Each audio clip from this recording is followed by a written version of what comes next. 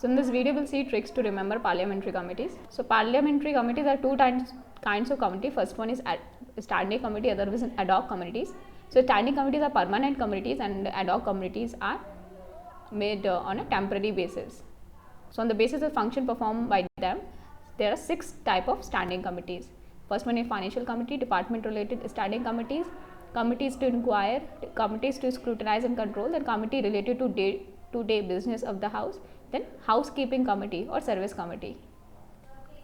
सो रोज़ से हम देख सकते हैं committee relating to the day to day business of the house. तो डे टू डे बिजनेस के लिए कमेटी है, दैट इज़ रोज़ से याद रख सकते हैं. घर से वी हैव हाउस कमेटी, से वे हाउस कीपिंग कमेटी और नोन एज सर्विस कमेटी.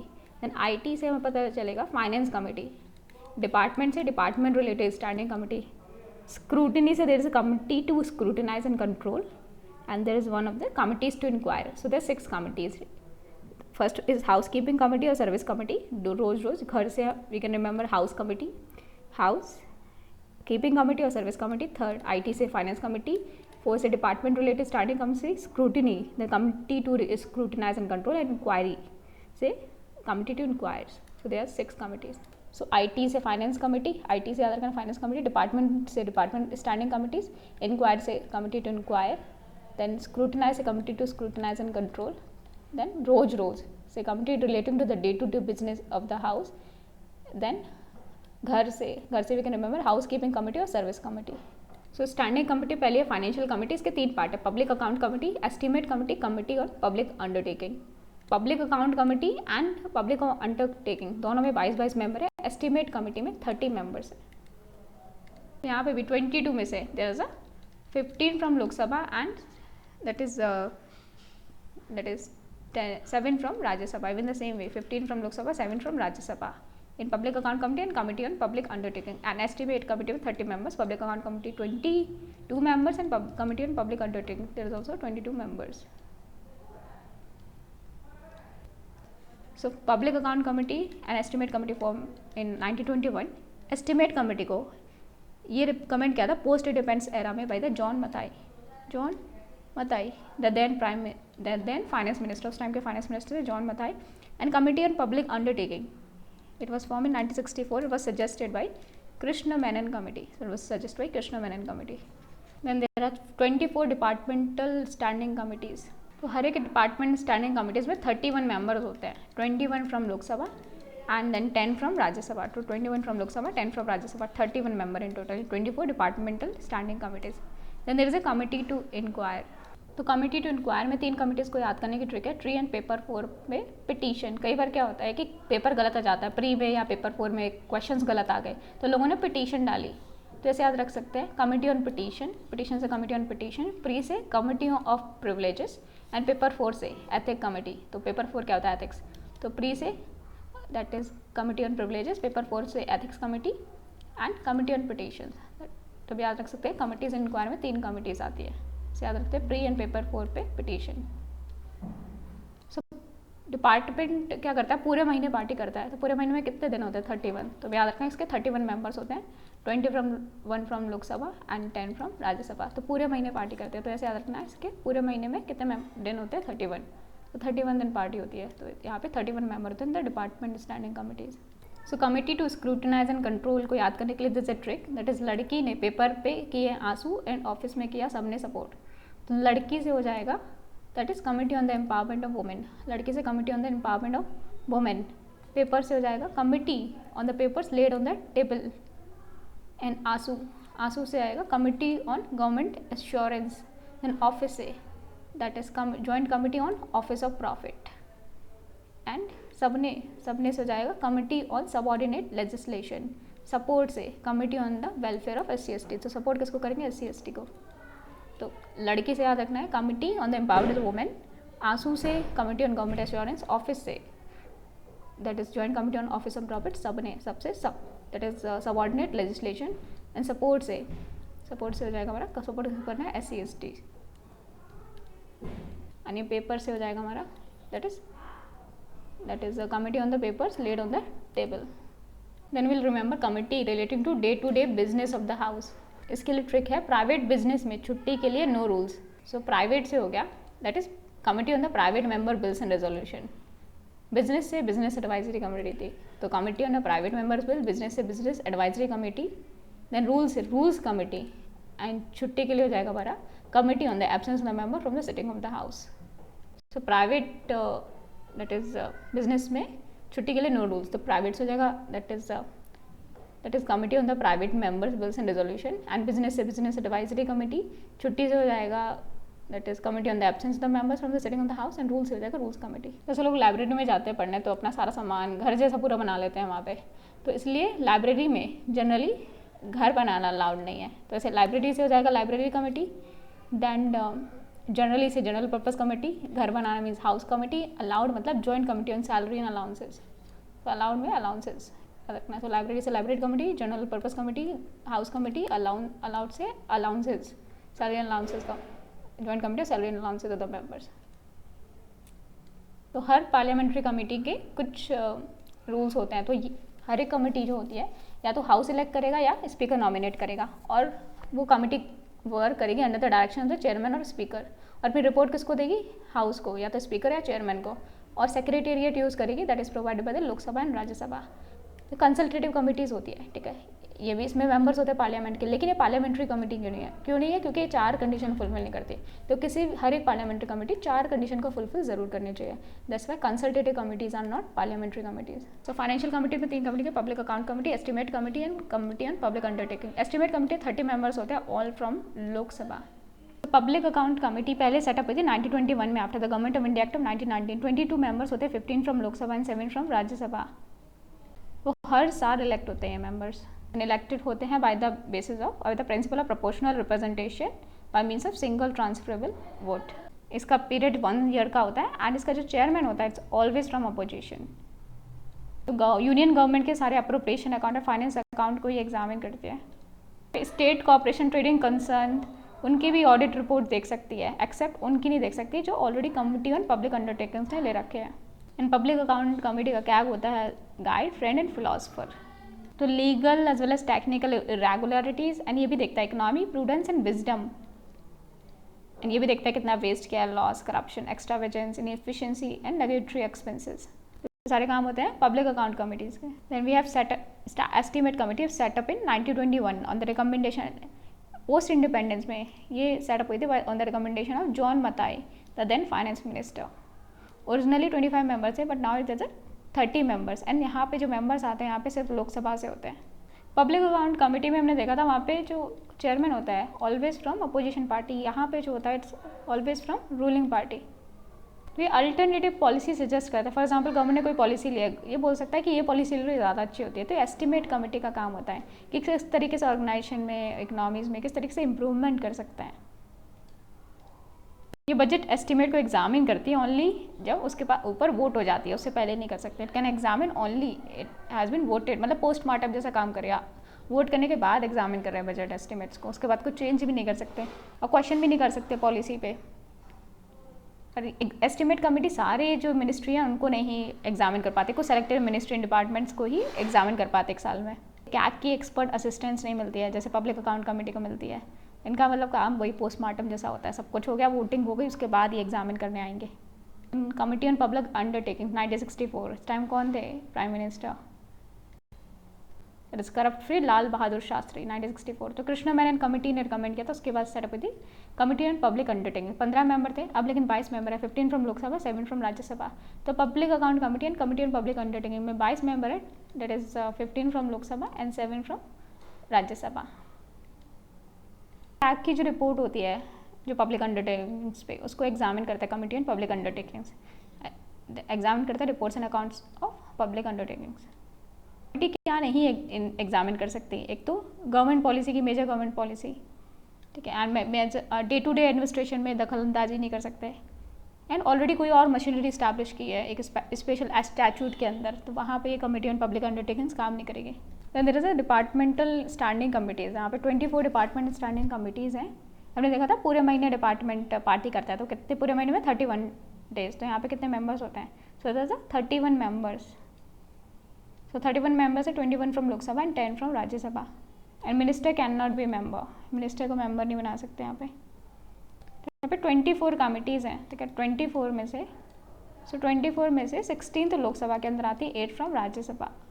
तो 8 वर्क करती है अंदर द राज्यसभा एंड 16 वर्क करती है अंदर द लोकसभा। तो 24 में से 16 under Lok Sabha and under Rajya Sabha. Department standing committee से कट मोशन सजेस्ट नहीं कर सकते।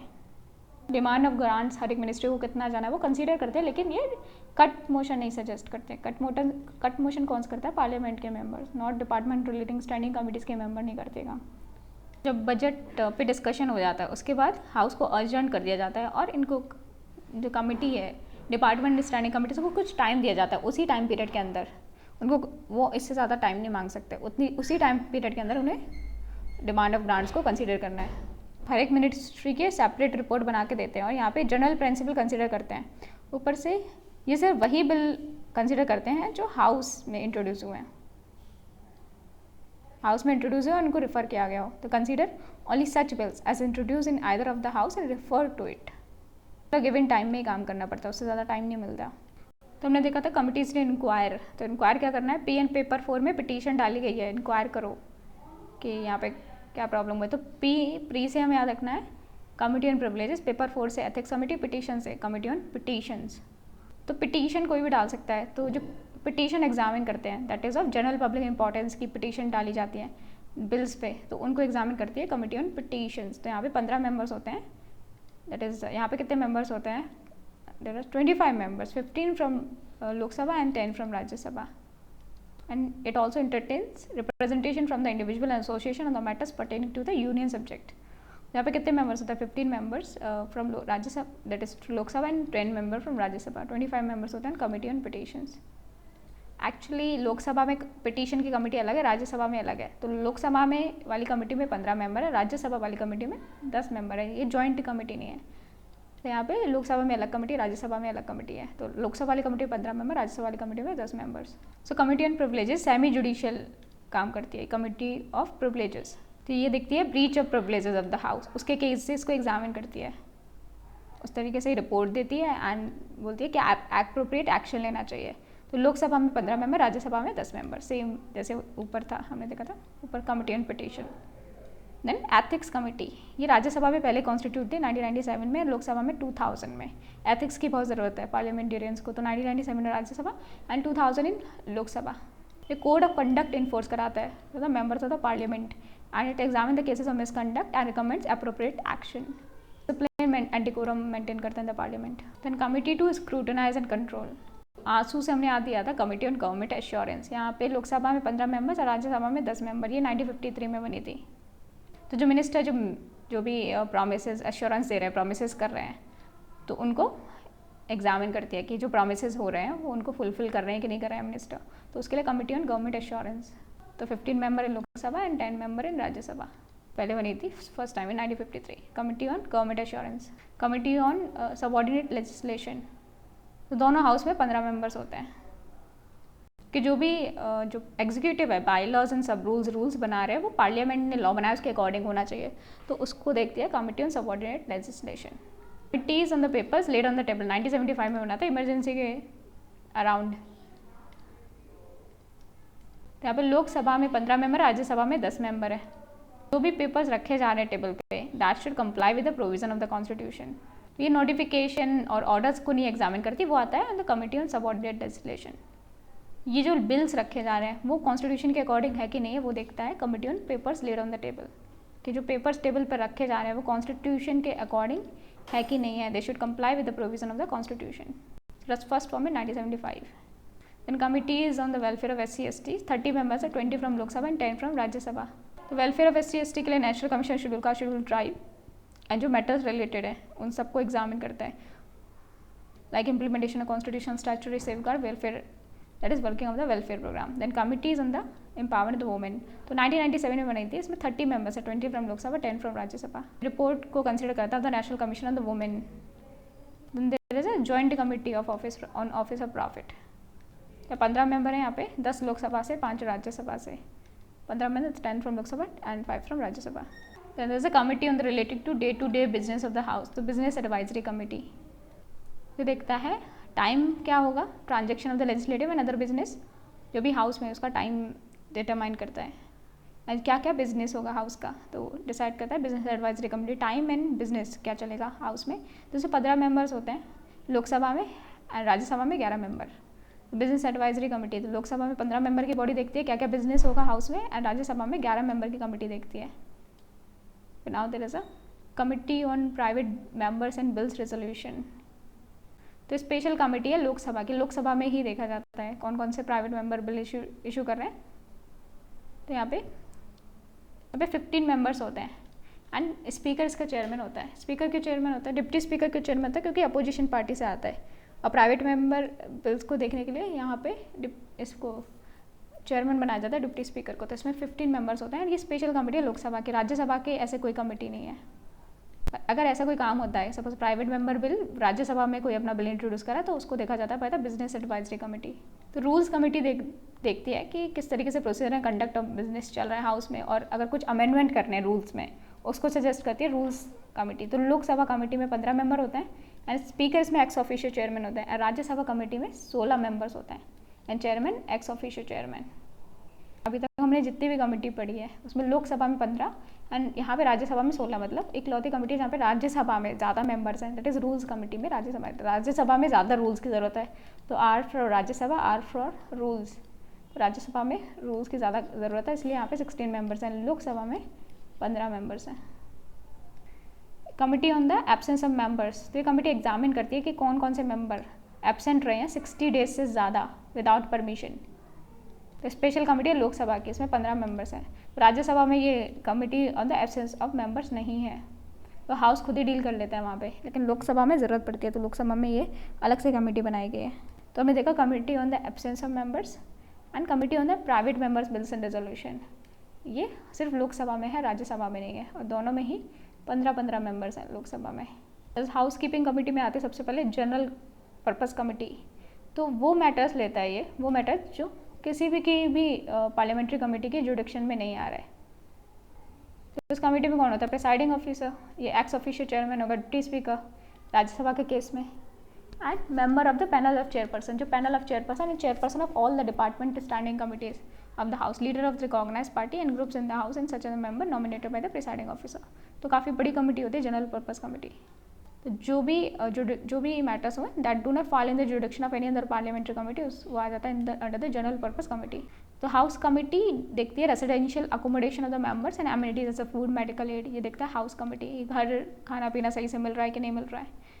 फिर लोकसभा में यहाँ पे 12 मेंबर्स होते हैं, दोनों हाउस में होते हैं। फिर लाइब्रेरी कमेटी, तो पार्लियामेंट की लाइब्रेरी है, उसका ध्यान रखने के लिए लाइब्रेरी कमेटी है, मेंबर को असिस्ट करती है किस तरीके से आप लाइब्रेरी की सर्विसेज को यूटिलाइज कर सकते हो। यहाँ पे 9 मेंबर्स है, 6 लोकसभा से एंड 3 राज्यसभा से। तो लाइब्रेरी कमेटी में ज़्यादा नहीं है, 9 मेंबर्स हैं, 6 from Lok Sabha, 3 from Rajya Sabha. Then joint committee on the salary and allowances, ये कमेटी बनी थी salary and allowances, pension of members of the parliament act of 1954। इसमें 15 मेंबर्स होते हैं, 10 लोकसभा से, 5 राज्यसभा से। तो ये रूल्स बनाते हैं किस तरीके से पेमेंट हम करेंगे सैलरी अलाउंसेज एंड पेंशन का, तो member of the parliament. Consultative committee various ministries and department, जो भी सेंट्रल कमेटी डिपार्टमेंट्स है उससे अटैच होती है। तो ये पार्लियामेंट्री कमेटीज़ नहीं है, बिकॉज ये मिनिस्ट्री एंड डिपार्टमेंट से अटैच्ड है। तो इसमें मेंबर दोनों हाउस ऑफ द पार्लियामेंट से आते हैं। चेयरमैन कौन होता है? Minister of the state in the charge of the ministry, वो चेयरमैन होता है। तो मिनिस्टर इसका चेयरमैन होता है कंसल्टेटिव कमेटीज़ का। और ये किसके अंडर आते हैं? That is constitute by ministry of parliamentary affairs. तो मिनिस्ट्री किसके अंदर आती है? मिनिस्ट्री ऑफ कंसल्टेटिव कमेटी आता है मिनिस्ट्री ऑफ पार्लियामेंट्री अफेयर्स। तो ये कंसल्टेटिव कमेटी में मेंबर्स कौन होंगे? वॉलंटरी होता है एंड मेंबर्स एंड लीडर्स पे डिपेंड करता है किसको चूज़ करना चाहते हैं। तो मैक्सिमम कितना हो सकता है? 30 एंड मिनिमम 10।